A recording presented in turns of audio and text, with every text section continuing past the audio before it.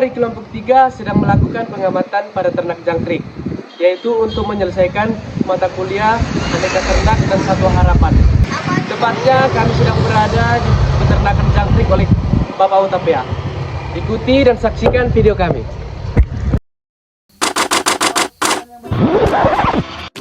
Oke, assalamualaikum warahmatullahi wabarakatuh, Pak. Ya, Selamat pagi dengan Bapak Ubes.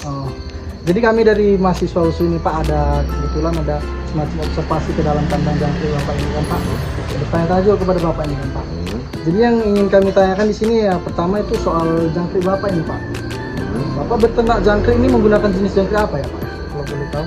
Oke, untuk ternak usaha jangkrik saya ini saya pakai jenis jangkrik madu dengan spesifikasi dia warnanya nanti kelak dia dewasa warna coklat.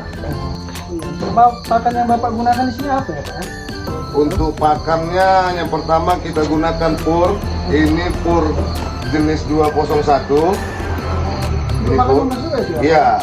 Untuk biasanya kalau kita beli di tempat apa namanya? Poultry shop. Ya. Karena batang ubu ini tidak banyak mengandung air. Kalau banyak mengandung air pakan, bisa jadi ini ternak jangkriknya ini terlalu banyak air, dia cepat lemas dan cepat mati.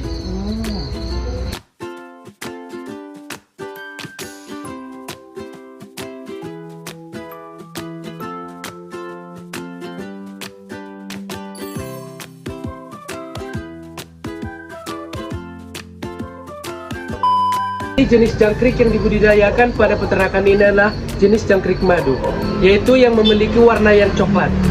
Di Indonesia, jenis jangkrik madu ini merupakan salah satu yang paling banyak dibudidayakan.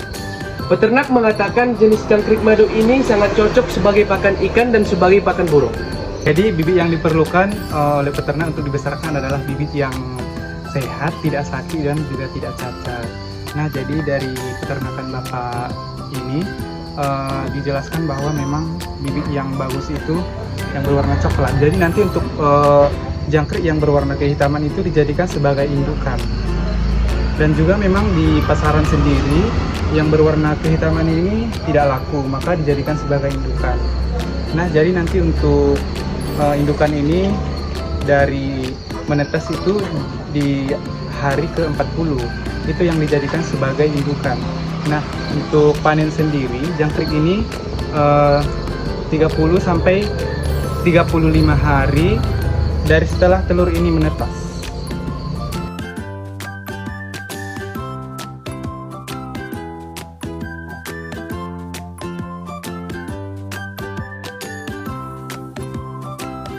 Di sini beliau menggunakan penerapan breeding atau menghasilkan telur sendiri, di mana beliau membesarkan ternak jangkrik usia 45 hari untuk dijadikan sebagai indukan. Jadi Bapak tadi menjelaskan bahwasannya dalam satu kotak indukan ini bisa menghasilkan, satu kotak kandang kecil indukan ini bisa menghasilkan kurang lebih 1 ons telur, yang mana setelah telur dilahirkan atau dikeluarkan akan diletakkan ke dalam wadah yang ada di sini selama kurang lebih 3 hari. Di sini juga akan menjadi tempat di mana induk-induk itu akan bertelur dan meletakkan telurnya, tempat dia bertelur. Nanti setelah melalui 3 hari, telur-telur tersebut akan dipindahkan ke dalam wadah goni yang berisi pasir dan didiamkan selama kurang lebih 8 hari. Setelahnya baru dipindahkan lagi kembali ke dalam kandang ini dan diletakkan ke dalam wadah ini selama kurang lebih 3 hari lagi, maka telur tersebut akan menetas. Selama masa bertelur, nanti setelah 45 hari, para jangkrik ini akan bertelur dalam wadah telur tersebut. Dan setelah 3 hari bertelur, bapak tersebut akan mengutipnya. Jadi selama masa hidup jangkrik ini bisa menghasilkan kurang lebih 7 kali proses bertelur, di mana setiap 3 hari bapak tersebut akan mengutip telurnya dan memindahkannya ke dalam wadah yang berisi pasir tersebut. Hingga usia jangkrik di sekitar 65 hari, setelahnya bapak tersebut akan mengakhir seluruh jangkriknya dan menggantinya dengan indukan yang baru. Ini bisa kita lihat di sini pasir yang digunakan untuk menetaskan telur jangkrik menggunakan pasir sungai ya, bukan pasir pantai. Dan nanti setelah jangkrik dipindahkan dari wadah akan dimasukkan ke dalam goni yang berisi pasir ini dan akan diperam selama kurang lebih 8 hari. Sekarang kita akan masuk ke sistem perkandangan dari peternakan jangkrik Pak Rubes ya. Dari yang kita lihat, Pak Rubes ini pakai 3 tipe sistem kandang. Yang pertama itu ada kandang kecil, boleh dilihat di sini. Untuk kandang kecil ini Pak Rubes itu pakai ukuran 60 x 60 x 120 cm. Dan di sebelah sini ada juga kandang tipe sedang. Itu untuk ukuran itu 60 x 120 x 220. Dan untuk yang terakhir itu ada kandang ukuran besar atau bisa juga dibilang kandang jumbo. Itu kandang jumbo itu ukurannya itu 60 x 120 x 220. Untuk pemakaian dari kandang yang besar ini sebenarnya tidak terlalu efektif karena hasil jangkrik yang dihasilkan dari kandang besar ini terlalu banyak. Jadi untuk pemasarannya juga terlalu sulit karena itu lebih Pak Rubes itu lebih memilih menggunakan kandang yang sedang dan yang kecil karena untuk pemasarannya itu akan lebih mudah dilakukan dan jumlahnya itu tidak terlalu banyak, jadi gampang untuk dipasarkan. Pengendalian hama pada jangkrik di sini,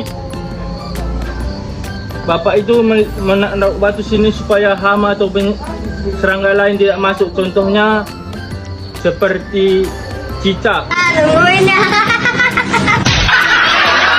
Di sini saya akan menjelaskan tentang pakan pemberian jangkriknya.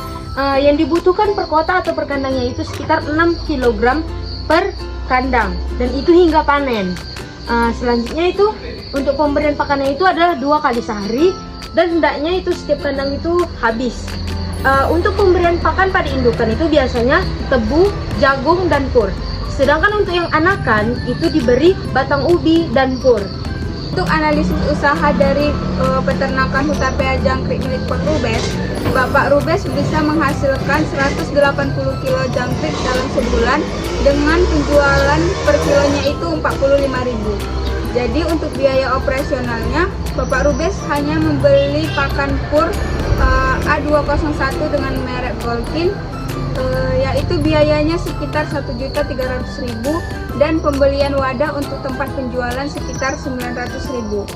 Jadi untuk biaya pemasukan dikurang biaya operasional, Bapak Rubes bisa mendapatkan sekitar 5.900.000 dalam sebulannya. Dapat kami simpulkan bahwa Bapak Rubes ini mendapatkan keuntungan dari peternakan jangkrik ini. A few moments later.